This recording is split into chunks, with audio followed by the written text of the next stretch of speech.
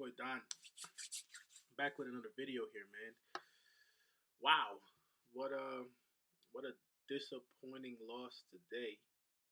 And I just want to say thank you as always for everyone that came out to support the stream. You know, channel's been going up lately, so I really do appreciate that. But to jump right into it, you gotta be concerned at this point. You know, if you're supporting the team, if you've been following the team, we are 6-7 now. And I'm gonna read out some stats to you. I'm gonna read out everybody's stats, and I'm gonna mention some things which should give you a cause for concern. You know, first stat I want to bring out is this one right here. Up here it says New York in the first quarter scored 48 points. Right, gave up 36 though, but scored 48, which was a record.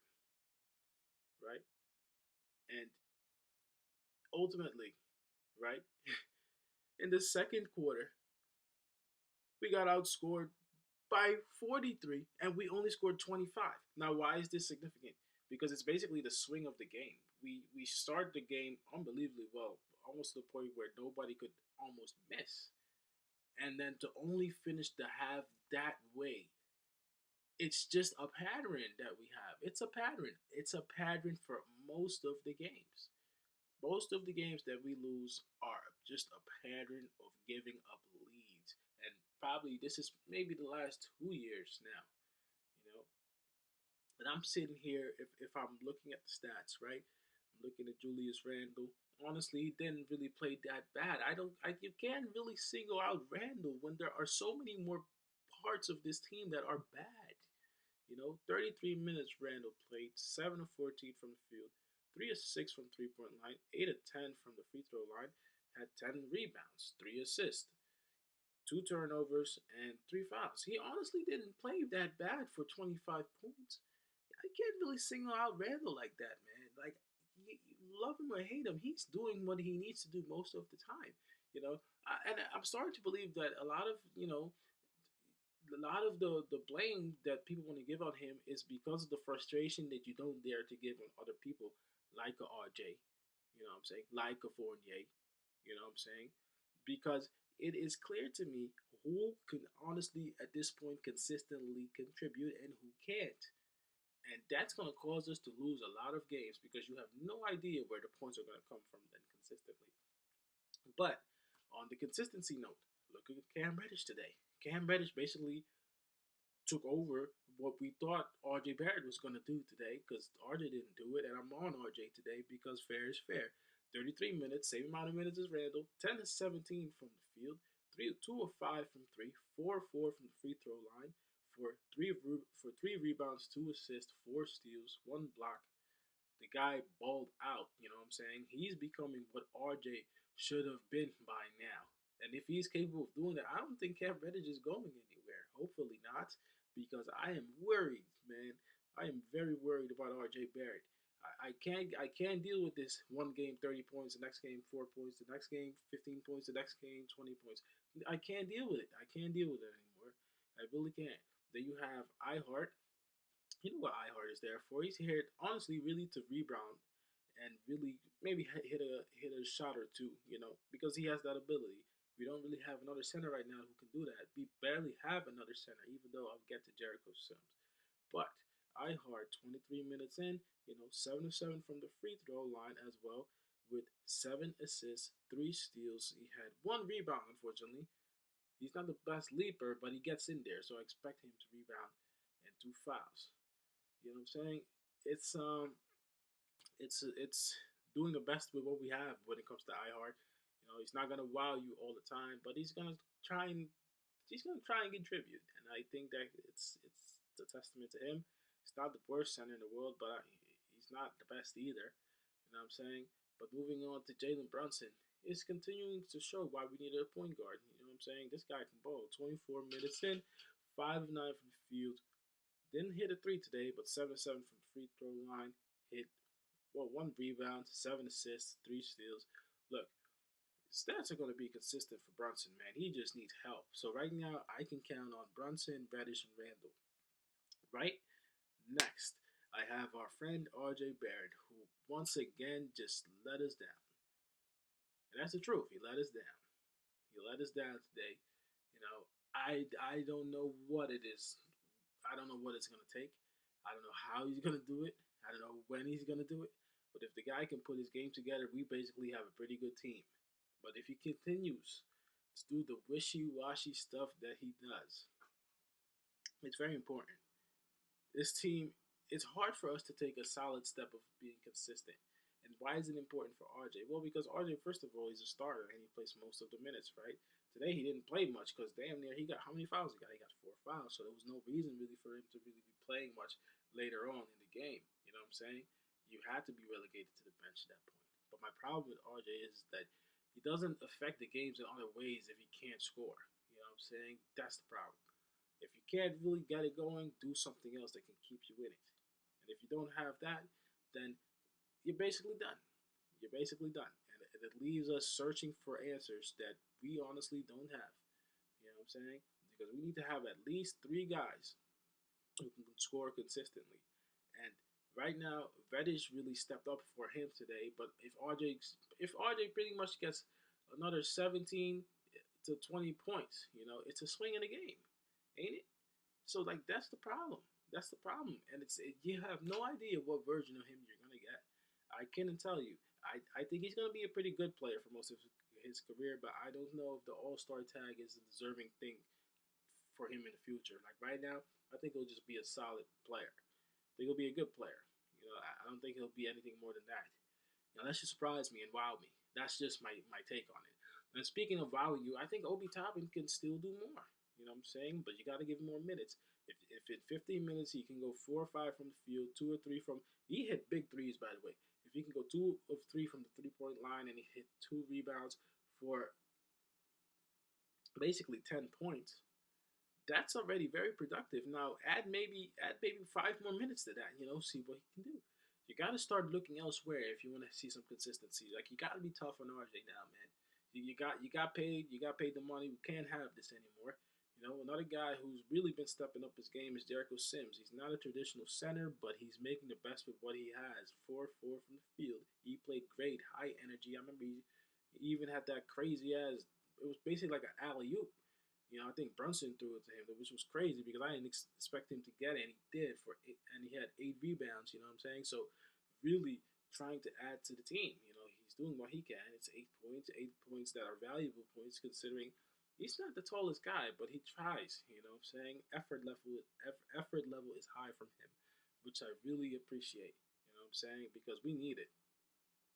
A lot of people weren't high on Derrick Rose today either. You know what I'm saying? But I mean, Derrick Rose is what he is at this point. I don't know what you guys expect Derrick Rose to be.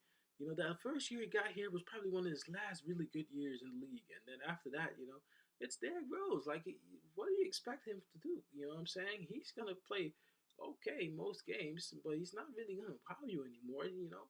Derrick Rose is here to just be kind of a solidifier from time to time.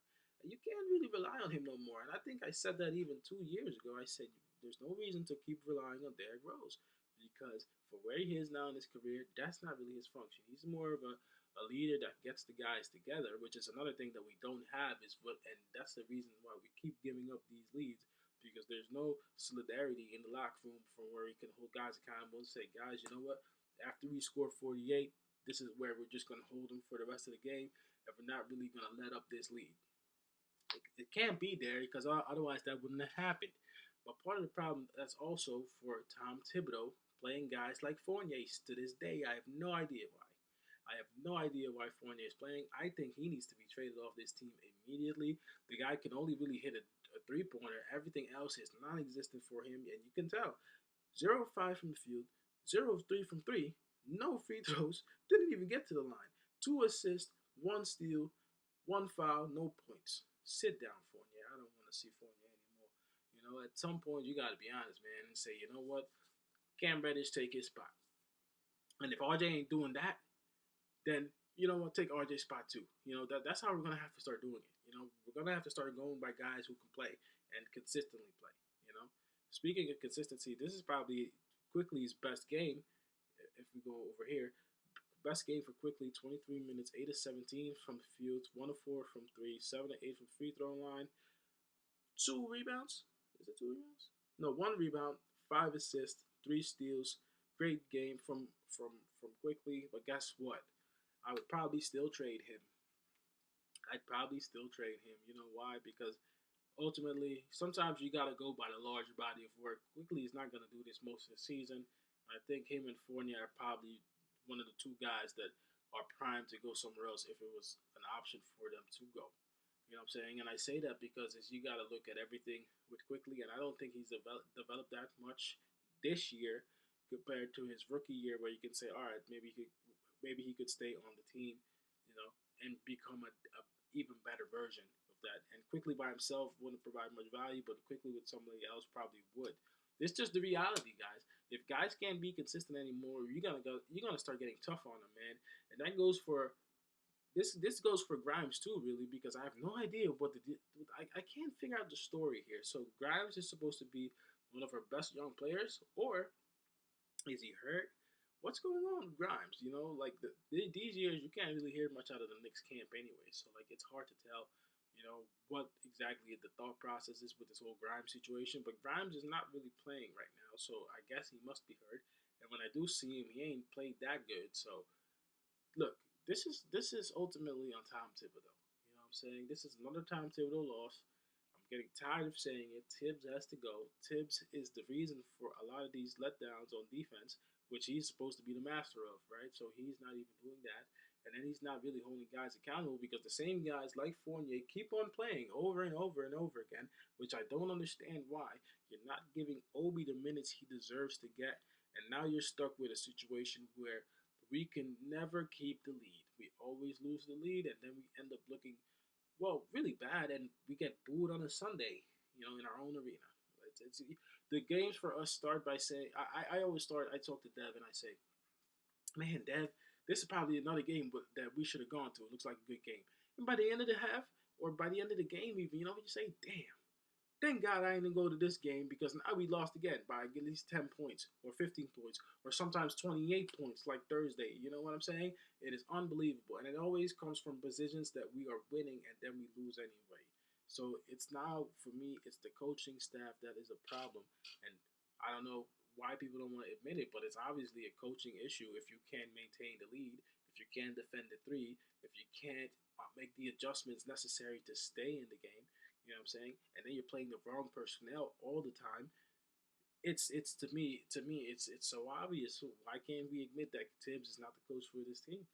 Why can't we admit it? Like why do I have to watch this every week unfold the same way every time, but somehow I have to expect different?